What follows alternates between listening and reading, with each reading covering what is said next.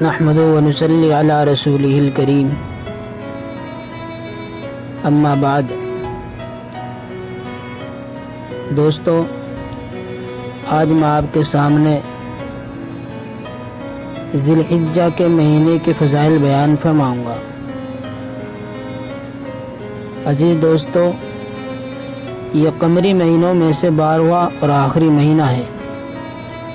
اس کی وجہ تسمیہ خود اس کے نام سے ظاہر ہے۔ ذو الحجہ کے معنی ہے حج والا۔ کون نہیں جانتا کہ حج والا مہینہ ہے؟ اس مہینے میں حج ہوتا ہے۔ حضرت ابراہیم و اسماعیل علیہ السلام کے بنائے ہوئے خدا کے گھر کی زیارت اور طواف کے لیے دنیا کے گوشہ گوشہ اور چپا چپا سے اس سرزمین پر، جسے کعبۃ الارض کہا جاتا ہے، یعنی زمین کا ابھرا ہوا درمیانی حصہ، جوق در جوق عشق الہی میں جمع ہوتے ہیں۔ ماہ ذی الحجہ کی وجہ فضیلت، اس ماہ کے فضائل بہت سے ہیں۔ سب سے بڑی فضیلت یہ ہے کہ اس مہینے میں یکم ذو الحجہ سے 10 ذو الحجہ تک 10 دن نہایت بابرکت اور فضیلت والے ہیں۔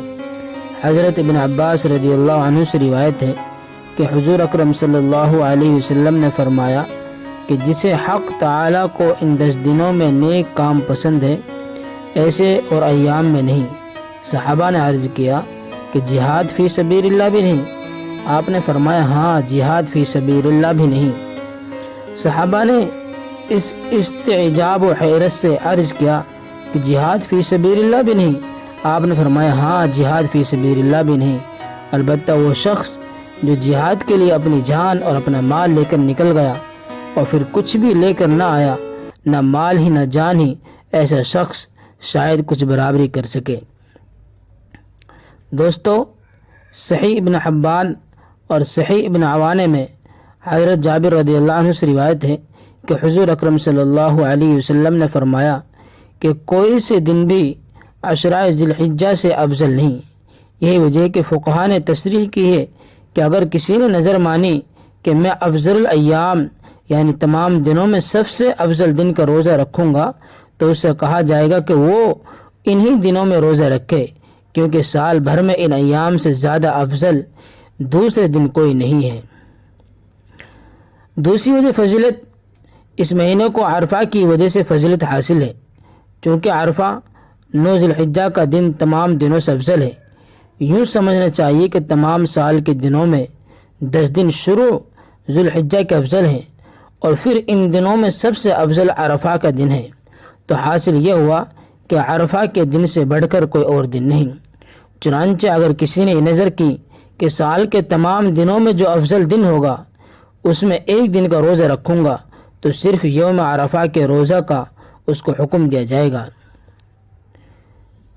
قول فیصل اور قول مختار یہی ہے کہ دونوں میں سب سے افضل ایام عشرہ ذی الحجہ کے ہیں، کیونکہ ان میں عرفہ کے دن ہیں، اور راتوں میں سب سے افضل راتیں آخری عشرہ رمضان کی ہیں، کیونکہ قول جمہور کے مطابق ان میں شب قدر ہوتی ہے۔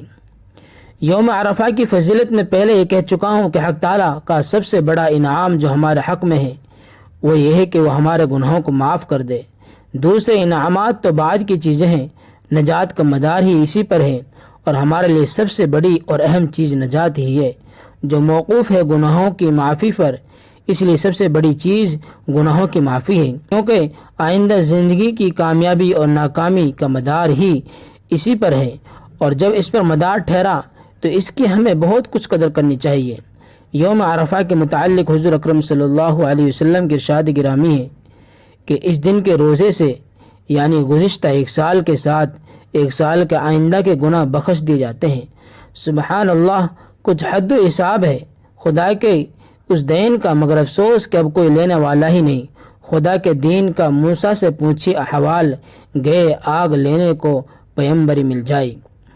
تیسری وجہ فضیلت دوستو، ماہ ذی الحجہ کی 10ویں تاریخ کی سب سے ہے۔ ماہ ذی الحجہ کی 10ویں تاریخ کی وجہ سے ہے کیونکہ یہ ایک بہت بڑے واقعے کے ظہور کا اور بہت بڑے انعام کا دن ہے۔ یہی وہ دن ہے جس میں ایک غیبی خواب کی وجہ سے حضرت ابراہیم علیہ السلام اپنے پیارے لخت جگر کو جو بڑی تمناؤں اور آرزوؤں کے بعد بڑھاپے میں نصیب ہوا تھا، خدا کی راہ میں قربان کرنے کے لیے گئے تھے، اور حق تعالیٰ نے قد صدقت الرؤیا، آپ نے خواب کو سچا کر کے دکھایا۔ خطاب کے ساتھ ان کی جگہ ایک مینڈا بھیجا اور اس کی قربانی کو حضرت اسماعیل علیہ السلام کے قربان کا قائم مقام قرار دیا۔ یہی وجہ ہے کہ ان سچے اور پاک بندوں کی یادگار کو زندہ اور باقی رکھنے کے لیے آج تمام مسلمانان عالم کو حکم ہے کہ وہ بھی اس تاریخ میں قربانیاں کریں، تاکہ اس واقعے کی یاد ہر مسلمان کے دل میں تازہ ہو جائے اور وہ اس واقعے کو یاد کر کے سبق سیکھیں کہ خدا کے راستے میں اس طرح اپنی پیاری سی پیاری چیز کو قربان کیا جاتا ہے، اور وقت پڑے تو مجھے بھی اس کے لیے تیار رہنا چاہیے۔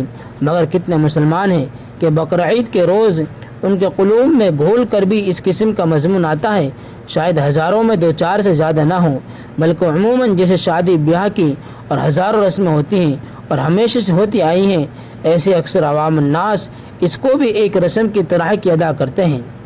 جب سے آنکھ کھلی باپ دادا کو دیکھتے آئے ہیں، وہ بقرعید کے روز ایک گائے کو کیا کرتے تھے، اسی لیے لاؤ ہم بھی کر دیں۔ بہت سے اس خیال سے کرتے ہیں کہ پاس پڑوس اور محلے والے کیا کہیں گے کہ اتنے کھاتے پیتے عمرہ اور فراغ دست ہوتے ہوئے بھی قربانی نہیں کرتے۔